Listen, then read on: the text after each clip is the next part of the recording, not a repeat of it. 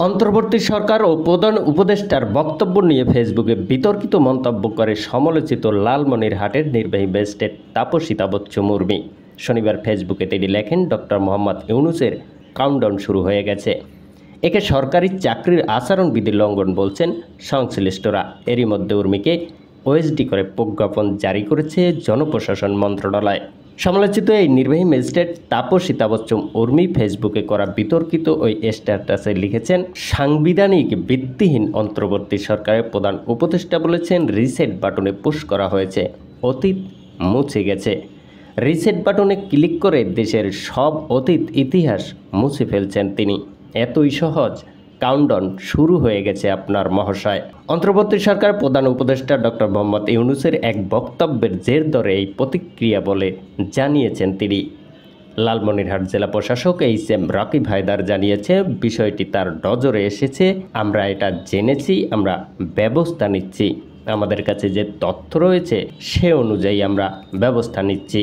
রাষ্ট্রের প্রধান নির্বাহীর বিরুদ্ধে এ ধরনের বক্তব্য আচরণবিধির সুস্পষ্ট লঙ্ঘন বলে মনে করছেন সংশ্লিষ্টরা।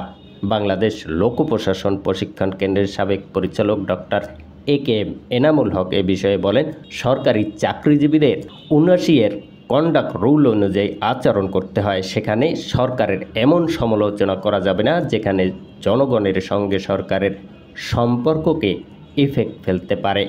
এটা ২৩ এতে আছে। রোববার সন্ধ্যায় জনপ্রশাসন মন্ত্রণালয়ের সিনিয়র সহকারী সচিব নীলুফা ইয়াসমিনের সই করা এক প্রজ্ঞাপনে বিতর্কিত মন্তব্য করে সমালোচিত নির্বাহী ম্যাজিস্ট্রেট তাপসী তাবচ্চ উর্মির বদলির বিষয়টি জানানো হয়েছে। স্ট্যাটাসের বিষয়ে জানতে চাইলে উর্মি মুঠোফোনে বলেন, আমি পোস্ট দিয়েছি, এটাই তো যথেষ্ট, অনলি মি করে রেখেছি, তা বিভিন্ন কারণে হতে পারে। পরে তিনি বলেন, এ বিষয়ে আমি কোনোই মন্তব্য করতে চাই না। এদিকে তাপসী তাবচ্চ উর্মির ফেসবুকে গিয়ে দেখা গেছে, ছাত্র জনতার গণ অভ্যুত্থানের ক্ষমতাচ্যুত সরকারের পক্ষে অবস্থান নিয়ে বেশ কিছু স্ট্যাটাস দিয়েছেন। তবে এছাড়াও আওয়ামী লীগের পক্ষে শক্ত অবস্থান নিয়ে বেশ কয়েকটি স্ট্যাটাস দিয়েছেন তিনি। এ বিষয়ে জেলা প্রশাসক এইচ.এম. রাকিব হায়দার বলেন, এই ঘটনায় তাকে ইতিমধ্যেই ওএসডি হিসেবে জনপ্রশাসন মন্ত্রণালয় বদলি করেছে। এ ঘটনায় তার বিরুদ্ধে বাকি সিদ্ধান্ত সরকার নেবে। রাষ্ট্রের প্রধান নির্বাহীর বিরুদ্ধে এ ধরনের বক্তব্য আচরণবিধির সুস্পষ্ট লঙ্ঘন বলে মনে করছেন সংশ্লিষ্টরা।